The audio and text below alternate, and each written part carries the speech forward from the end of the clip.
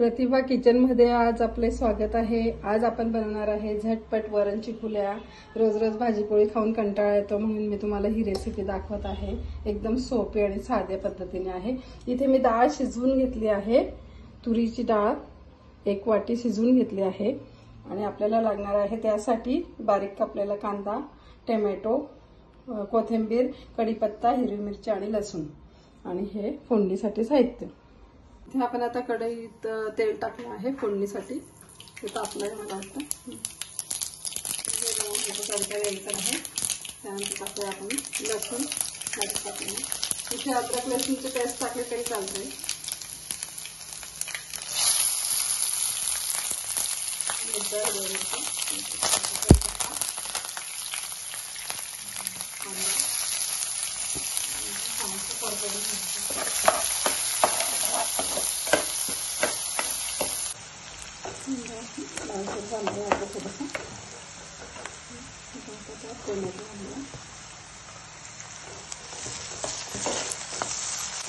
कांदा आणि टोमॅटो आपलं झाल्यावरती आपण टाकूया आता हळदी पावडर, चटणी, लाल तिखट आणि तुमच्याकडे गरम मसाला असेल तर गरम मसाला किंवा चिकन किंग मसाला पण टाकू शकता तुम्ही किंवा सांबार मसालाही टाकू शकता आपल्या आवडीनुसार। कुठलाही मसाला ह्या रेसिपीला चालतो। छान आपली फोडणी तयार झाली आहे। बनवलं आहे आपण तुरीच्या डाळीचं पातळ असं यानंतर फोडणी घातलं आहे। खूप छान असं लागतं हे आणि झटपट पण होतं। चवीनुसार मीठ पण टाकायचं आहे। हे मी गव्हाचं पीठ आपल्याला पाटोळ्यांच्या आकारात कापून घ्यायचं आहे लाटून।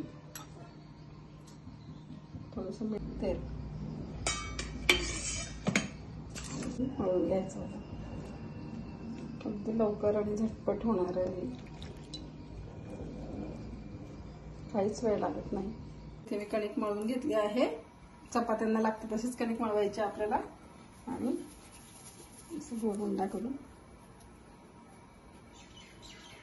चपातीसारखंच लाटून घ्यायचं आहे। थोडंसं चपातीपेक्षा थोडंसं जाड ठेवायचं किंचित।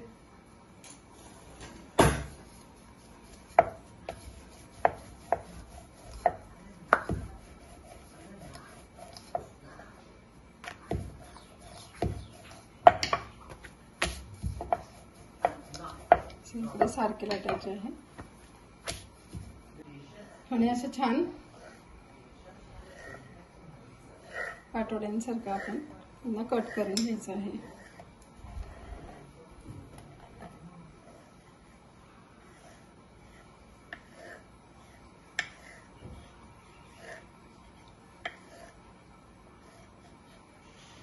आणि आता हे उकळे आल्यानंतर हे आपल्याला करायचं आहे।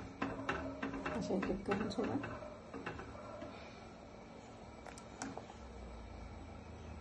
असं ते सगळे पोळ्या लाटून कट करून टाकून द्यायचं आणि 10 मिनिटं मस्त छान उकळू द्यायचं आहे। रेडी आहे वरण चिकुल्या आणि त्या आपण आता खाऊ शकतो। एकदम छान झाल्या आहेत त्या। खूप वेळ उकळी काढायची त्यातनं, काही मोडत वगैरे नाही तर छान शिजून झाले आहे। आणि आता आपण याच्यावरती मस्त असं साजूक तूप घालून खाऊ शकतो। आणि आता तुम्ही सर्च थँक्यू।